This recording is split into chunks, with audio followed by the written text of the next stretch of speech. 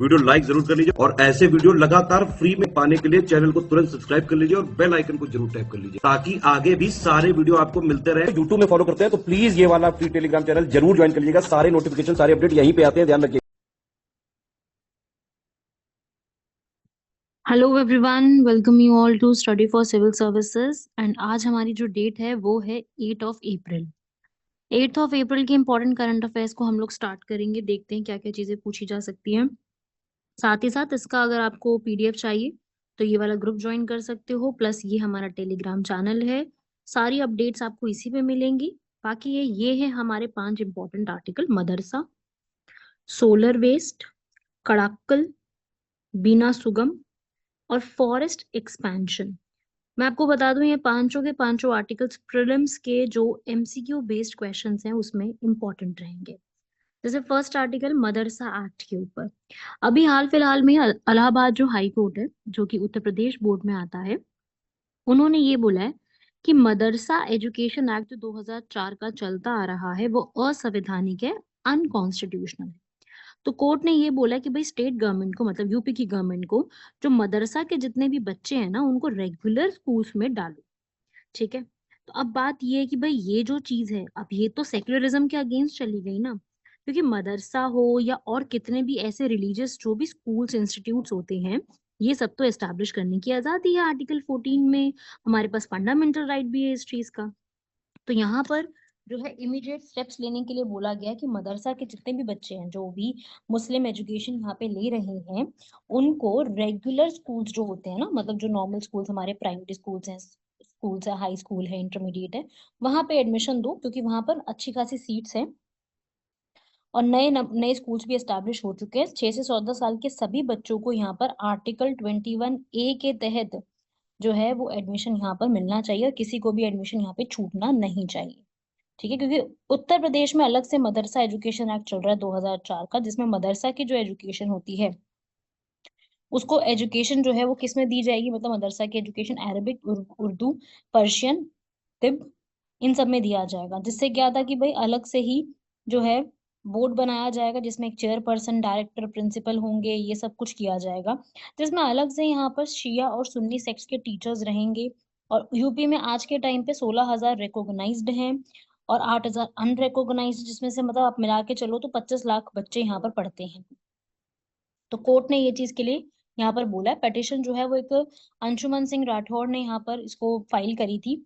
ठीक है, कि भाई ये बोला था कि मदरसा एक्ट से जो एनवायरनमेंट बन रहा है यूपी में, वो आर्टिकल 14, 15, 21A को वायलेट कर रहा है। उन्होंने बोला है कि भाई मदरसा एक्ट जो है वो हर एक बच्चे को क्वालिटी एजुकेशन जो होती है ना, जो एक आवश्यक गुणवत्ता वाली जो शिक्षा होती है ना, वो प्रोवाइड करने में नाकामयाब रहा है। तो ये पिटिशन जो है इस तरीके से बोली गई थी। तो यहाँ पे स्टेट गवर्नमेंट ने भी बोला है कि मदरसा जो बोर्ड है वो रिलीजियस एजुकेशन दे रहा है बच्चों को। ठीक है, तो स्टेट जो है वो एजुकेशन जो संविधान के तहत सब बच्चों को मिलनी चाहिए वैसी वाली एजुकेशन नहीं मिल रही, जबकि वो सिर्फ रिलीजियस इस्लामिक स्टडी हो गया, कुरान की स्टडी हो गया, ये सब ज्यादा करवा रहे हैं। तो ये पूरा मसला अभी हमारे सामने निकल के आया है। ठीक है, और ये भी बोला गया है कि भाई जो मदरसा बोर्ड की तरफ से लॉयर थे उन्होंने बोला कि फ्री एजुकेशन दी जा रही है मदरसा द्वारा बच्चों को, जो कि 10 से 20 रुपए दिए जाते हैं सिर्फ। ठीक है, और अगर मान लो ये मदरसा बोर्ड भी बंद हो जाते तो बच्चों को ये एजुकेशन भी नहीं मिलेगी। तो ये है मसला, और इसके ऊपर जो फाइनल रिजल्ट आया है इलाहाबाद हाई कोर्ट का वो भी मैंने आपको बता दिया। अभी बार बार आर्टिकल 14 का बहुत डिस्कशन हुआ, तो देखो भाई आर्टिकल 14 जो है वो ये कहता है कि स्टेट को सबको यहाँ पर एजुकेशन देनी है, हर पर्सन को इक्वालिटी रखनी है। आर्टिकल 14 में एजुकेशन का नहीं लिखा, आर्टिकल 21A में एजुकेशन का लिखा है, और आर्टिकल 14 में लिखा है कि हर एक को इक्वल बिफोर लॉ और इक्वल प्रोटेक्शन ऑफ लॉज होना चाहिए। ठीक है, हर एक को यहाँ पर, चाहे सिटीजन हो चाहे फॉरनर हो, ये सब लिखा हुआ है। ठीक है, आर्टिकल 14 इक्वालिटी जो होती है ना, हमारी समानता का अधिकार, समता का अधिकार, बेसिकली उस पर बात करता है। ठीक है भाई, तो ये आप लोग इसको पढ़ लीजिएगा। चलिए भाई, सोलर वेस्ट के ऊपर देख लेते हैं। इंडिया की सोलर कैपेसिटी बढ़ गई है, बिल्कुल बढ़ गई है। आप मानते हो इस बात को? सोलर एनर्जी से चलने वाले घर, स्कूल्स, प्लांट्स हो गए हैं। दिल्ली मेट्रो जो है काफी बड़ा जो एरिया कवर करती है, पूरी की पूरी सोलर एनर्जी से चलती है। तो बिल्कुल इंडिया की सोलर कैपेसिटी पहले से बड़ी है, 23 गुना की वृद्धि हुई है। मार्च 2023 तक ये 66.7 गीगावाट तक पहुंच जाएगा। ठीक है, बिल्कुल सही बात है कि ये यहाँ पर इस पे वृद्धि हुई है। ठीक है, लेकिन इससे सोलर वेस्ट भी तो आ रहा है ना। सोलर वेस्ट का मतलब क्या होता है, जो जो जब से ये इसकी जो प्लांट की मैन्युफैक्चरिंग शुरू हुई से लेकर के पूरा प्रोजेक्ट वहां तक क्या वेस्ट हो रहा है। तो स्क्रैप कूड़ा कबाड़ होता है ना, अपशिष्ट पदार्थ, जब मैन्युफैक्चरिंग होती है तब ऐसे मॉड्यूल जो फेल हो जाते हैं, क्वालिटी टेस्ट पास नहीं कर पाते, वो भी वेस्ट हो जाते हैं। ट्रांसपोर्टेशन के समय, हैंडलिंग के समय डैमेज हो ही जाता है किसी ना किसी चीज को, तो वो सब भी सोलर वेस्ट कहलाता है। ठीक है, तो इसको हम कहते हैं सोलर वेस्ट। और ये सोलर वेस्ट यहाँ पे प्रोड्यूस होता ही होता है। ठीक है, ये स्टडी यहाँ पे ये बताई गई, इसने ये बोला है कि भाई भारत ने 2023 तक आते आते हम लोग और ज्यादा यहाँ पर कर चुके होंगे सोलर का। अभी जितना कर रहे हैं 103 गुना ज्यादा पहुंच चुके होंगे, जैसे राजस्थान, गुजरात, कर्नाटका, तमिलनाडु और आंध्र प्रदेश में सबसे ज्यादा होगा। लेकिन वेस्ट भी फिर यही निकलेगा ना, जहाँ पे सोलर एनर्जी आप पे ज्यादा लगाओगे वहीं पर तो वेस्ट भी ज्यादा होगा। तो 67% वेस्ट यहीं पर निकलने वाला है। 5 स्टेट्स यहाँ पर ये है ही। ठीक है, तो ये है सोलर वेस्ट का पूरा एक। अब मैं ये नहीं कहूंगी कि आपको एक एक पॉइंट लर्न करो कि भाई सोलर वेस्ट कितना अमाउंट में होगा, कितना परसेंटेज होगा। नहीं नहीं नहीं, इतना नहीं पूछता एग्जाम में कि एक एक परसेंटेज के बारे में बताओ, इतना नहीं। पर हाँ, ये जरूर पूछ सकता है कि कितना है, कैसे उसको कैसे डील कर सकते हैं। तो अभी तक तो इसके ऊपर कोई खास रिपोर्ट्स वगैरह आई नहीं है। एक आधी रिपोर्ट आई है जिसने अलग अलग रिकमेंडेशंस दिए हैं कि हम कैसे सोलर वेस्ट को मैनेज कर सकते हैं, कैसे कैपेसिटी उसकी होनी चाहिए। सोलर अगर हमारे पास कोई वेस्ट है तो उसको रिसाइकिल हम कैसे कर सकते हैं। कुछ कुछ स्टेप्स इसके ऊपर लिए गए, बाकी कुछ खास इसके ऊपर स्टेप्स लिए नहीं गए हैं। ठीक है, सोलर पैनल्स वगैरह हो गए उसके ऊपर। ठीक है भाई, तो ये छोटा सा आर्टिकल था, ज्यादा कुछ नहीं था इसमें पढ़ने के लिए। पर यस, मैंने आपको बस एक बताना था कि सोलर वेस्ट भी एक चीज होती है जो जनरेट हो रही है इसके अंदर, जो कि एक नेगेटिव इम्पैक्ट क्रिएट कर देती है।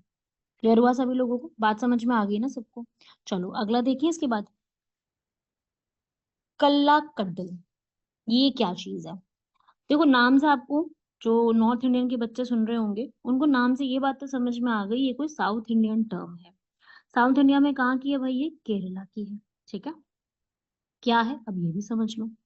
तो भाई ये क्या चीज है, ये कहता है कि जो वहाँ के लोकल फिशरमैन है ना, मछुआरे, वो इसको इस्तेमाल करते हैं। ठीक है, वहां पे क्या होता है कि बहुत जबरदस्त फ्लड आ गया अभी, ये कोस्टल एरियाज है ना जो वहां के, मालाबार जिसे कहते हैं।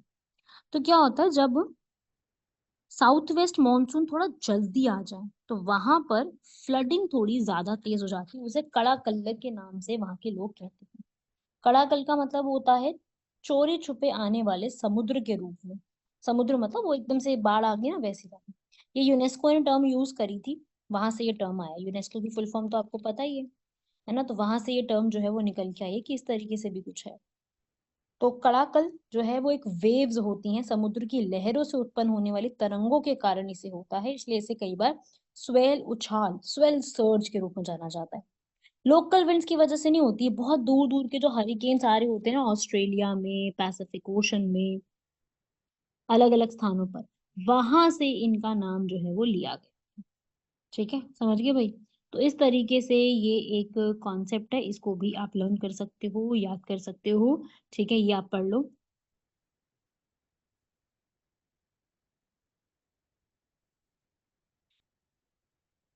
अभी रिसेंटली हुआ था इसलिए ये टर्म न्यूज में आ गया। अब पता है क्या है, जो बच्चों ने पढ़ा नहीं होगा ना ये क्या है, तो उनको लगेगा कि भाई ये जो है कोई डांस का नाम है तमिलनाडु में या कहीं पर।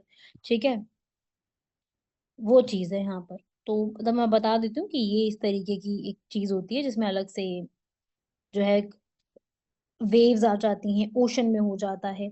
ठीक है, इसे कहते हैं कड़ाकल, मतलब बहुत ज्यादा प्रेशर हो जाता है विंड्स के ऊपर, तो वहां से ये चीज जो है वो निकल के आ जाती है। ठीक है, वहां से ये फैक्ट्स याद रखना है। और यहाँ पर तो वैसे वहां पर केरला में अर्ली वार्निंग सिस्टम भी है, प्रारंभिक चेतावनी प्रणाली भी लगा रखी है ताकि एडवांस में वार्निंग मिल जाए। पर वही है कि कभी कभी वो चीज भी फेल हो सकती है। अर्निंग वार्निंग सिस्टम लगाए हैं हमारी अलग अलग इंफॉर्मेशन सिस्टम ने, 7 दिन पहले ही आपको वहां पे जानकारी मिल जाएगी ताकि आप लोग वो एरिया खाली कर सको। ठीक है, ठीक है भाई। कड़ाकल वर्सेस सुनामी, दोनों में फर्क होता है। कड़ाकल और सुनामी अलग अलग चीज है। ठीक है, यहाँ पर कड़ाकल को सुनामी जैसे ही मान लेते हैं, जबकि सुनामी क्या होता है, बहुत जबरदस्त तरीके से विशाल लहरें आती, जबकि कड़ाकल जो है वो इतना ज्यादा अमाउंट में नहीं आता है, ज्यादा शॉर्ट में सुनामी जो हो जाती है उसे हम कहते हैं कड़ाकल। ठीक है भाई, याद हो जाएगा यहाँ तक ये क्या है, फैक्ट्स इंफॉर्मेशन सारी। देखो ये हाई चांस है इस पे क्वेश्चन आ सकता है, बिकॉज ये जो जो आपका ये पूरा है ना, ये पूरा टॉपिक है जो, ये बहुत इंपॉर्टेंट है अपने आप में, मैं बता रही हूँ। इस टॉपिक को आपने जरूर रट के जाना है एग्जाम में, इसको पढ़े बिना आप नहीं जाओगे, ठीक है।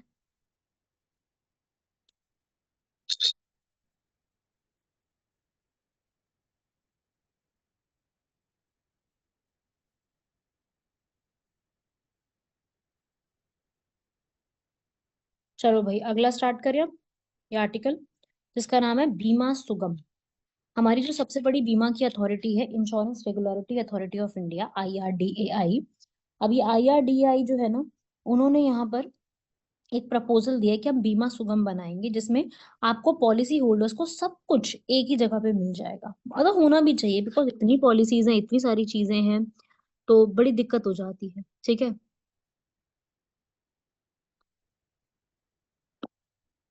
तो बीमा सुगम एक ई कॉमर्स प्लेटफॉर्म है, जैसे है ना अभी स्टॉक वगैरह के लिए एक अलग से है एंजल वन। सारा कुछ एक साथ ही आपको मिल जाता है, आपने SIPs करानी हो, आपने म्यूचुअल फंड में इन्वेस्ट करना है, काफी चीजें आपको एक ही प्लेटफॉर्म पे मिल जाती है। ऐसे बीमा सुगम भी हो जाएगा, इजी हो जाएगा। एक ही जगह पे आपको life insurance policy, non life insurance policy, health insurance, हर चीज आपको इजीली अवेलेबल हो जाएगी, ताकि आप इजीली लोगों से बात भी कर सको सब चीजें।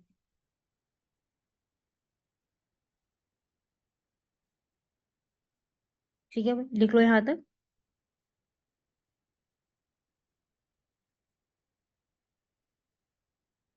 तो बीमा सुगम हेल्प करेगा, आप रीड रीड कर सकते हो। इजी सा आर्टिकल है, बस ये है कि वैसे से होता है। इंश्योरेंस जर्नी आपकी आसान हो जाएगी, पेपर वर्क को खत्म कर दिया जाएगा, इलेक्ट्रॉनिक फॉर्मेट में सब कुछ आ जाएगा, आपको अलग अलग पॉलिसीज अलग अलग संभाल के रखने की जरूरत नहीं है। एक ही एप्लीकेशन डाउनलोड करो, सब कुछ यहीं पे मिल जाएगा। इंश्योरेंस पॉलिसी अफोर्डेबल भी हो जाएंगी, क्योंकि एक ही जगह पे होगा तो आपको कंपैरिजन करना भी आसान हो जाएगा कि भाई कौन सी किसका प्रीमियम कैसा है, किसमें कितना अमाउंट में है। तो एक तरीके से जैसे UPI आया ना, UPI आने के बाद काफी सारी चीजें अफोर्डेबल और चेंजेस हो गई, ऐसे ही इसमें भी हो जाएगा, आप रीड कर सकते हो यहाँ पर भी।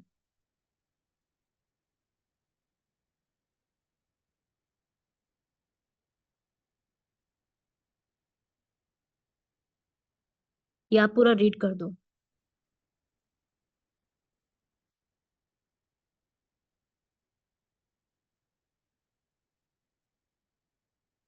लास्ट पढ़ सकते हो अब आप, फॉरेस्ट का एक्सपेंशन अभी कहाँ हो रहा है, कैसे हो रहा है, वो देख लेते हैं। अभी रिसेंटली एक Kunming Montreal global biodiversity framework आया है, जिसमें इंडिया के अलग अलग ट्राइब्स ने यहाँ पर पूरा एक कॉन्फ्रेंस रखी थी, जिसमें ये बताया कि फॉरेस्ट कवर जो है वो इंक्रीज करना होगा।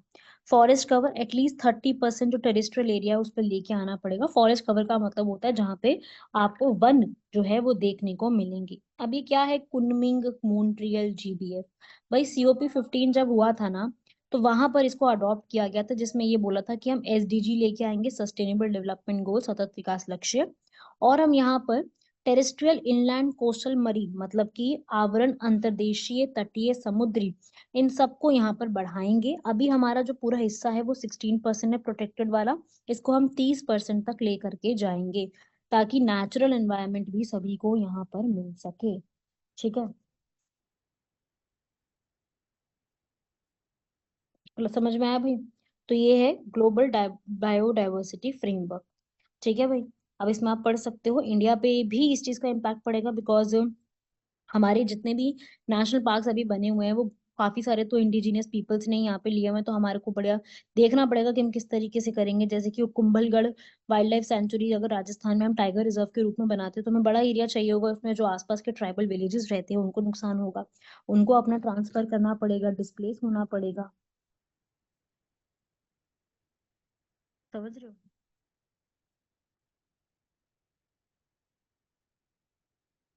और ऐसे ही नौरादेही सेंचुरी है मध्य प्रदेश में, ऐसे ही बराक सेंचुरी है असम की, तो काफी सारे ऐसे हैं जो कि ट्राइबल लैंड्स के आसपास बने हुए हैं। तो गवर्नमेंट को इसकी पॉलिसीज पूरी देखनी पड़ेंगी।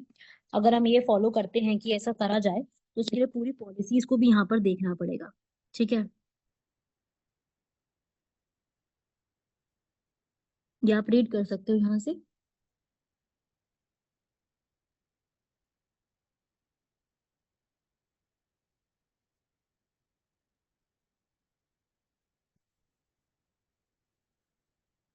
चलो भाई आगे देख लो। ये वाला मतलब वही था। अभी इसके लिए सॉल्यूशंस तो कुछ नहीं आए हैं, बस आप ये देख सकते हो यहाँ पर।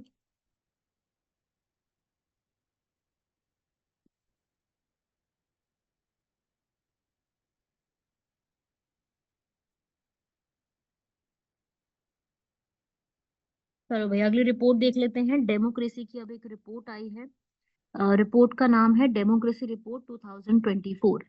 अब ये रिपोर्ट हम लोगों को पढ़नी पड़ेगी कि ये डेमोक्रेसी रिपोर्ट 2024 क्या है, इसमें रैंक क्या आई है, किस किस तरीके से। तो देखो भाई, इससे हाई चांस है क्वेश्चन आने का, क्योंकि टॉपिक ही इस प्रकार से है। तो डेमोक्रेसी रिपोर्ट जो है वो अभी हाल फिलहाल में रिलीज की गई है, जिसमें ये बताया है, ये पूरे वर्ल्ड की डेमोक्रेटिक फ्रीडम के बारे में डी वी डेम इंस्टीट्यूट ने यहाँ पे लॉन्च किया है। ठीक है, वी डेम मतलब वेराइटीज ऑफ डेमोक्रेसी। ये 2014 में एक साइंटिस्ट थे जिनका नाम है, मैं साइंटिस्ट का नाम यहाँ पे लिख देती हूँ, आप उसको पढ़ सकते हो।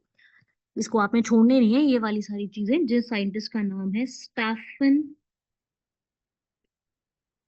लिंडबर्ग। ठीक है, ये रिपोर्ट उन्होंने रिलीज करी है, और इसके जो हेडक्वार्टर्स हैं वो स्वीडन में है।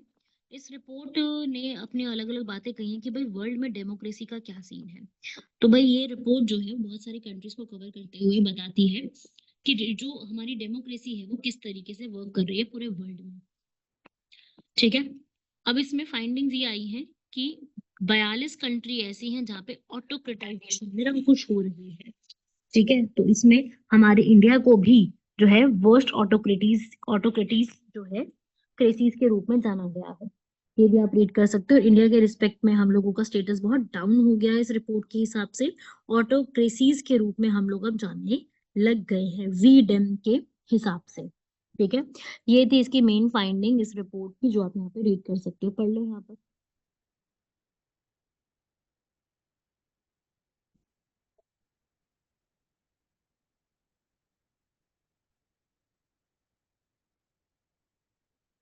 ठीक है भाई, तीनों स्टेटमेंट्स ठीक लिखी हैं, आप रीड कर सकते हो।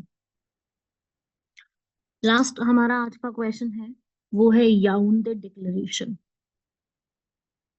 याउंडे डिक्लेरेशन किससे जुड़ा हुआ है? याउंडे जो एक जगह है, ये कहाँ पर है? कैमरून की कैपिटल है। और ये याउंडे डिक्लेरेशन कह रहा है कि हम लोग अपना हेल्थ इंफ्रास्ट्रक्चर, अपना सारा कुछ इतना बढ़िया करने वाले हैं कि हम लोग मलेरिया के अगेंस्ट लड़ेंगे। मतलब अभी क्या हुआ कि याउंडे में, जो कि कैमरून की कैपिटल है, यहाँ पर 11 विद जो है हेल्थ मिनिस्टर्स बैठ करके मीटिंग करें अफ्रीका की, हम लोग मलेरिया से होने वाली डेथ को खत्म करने वाले हैं। करनी भी चाहिए भाई, वहां तो बहुत ही बुरा हाल है मलेरिया का। ठीक है, तो उसी के लिए है ये पूरा जो आर्टिकल आप पढ़ रहे हो, ये उसी के लिए ही है।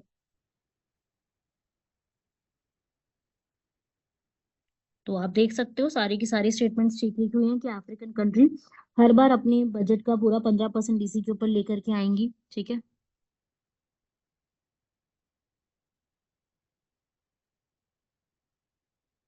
ये आप रीड कर सकते हो। WHO का डेक्लेरेशन भी ये मान लिया गया। तो ये है आपका पूरा एक याओंडे डेक्लेरेशन, जो कि आपको याद रखना है। बाकी आज का क्वेश्चन जो है वो डेमोक्रेसी के ऊपर, डेमोक्रेसी रिपोर्ट पे है कि हम किस तरीके से इंडिया की डेमोक्रेटिक पॉलिसी को और ज्यादा बेटर कर सकते हैं। ठीक है, ये आप पढ़ सकते हो।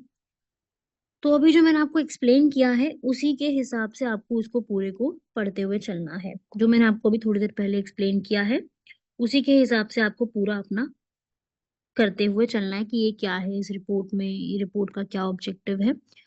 ठीक है भाई, उसी को आपको पढ़ना है। क्लियर हुआ भाई? ये वाले सारी चीजें यहाँ तक आप अपना कंप्लीट करो, लिखो सारे फैक्ट्स को। बाकी मिलते हैं आप सभी लोगों से नेक्स्ट लेक्चर में। तब तक के लिए धन्यवाद, शुक्रिया, जय हिंद।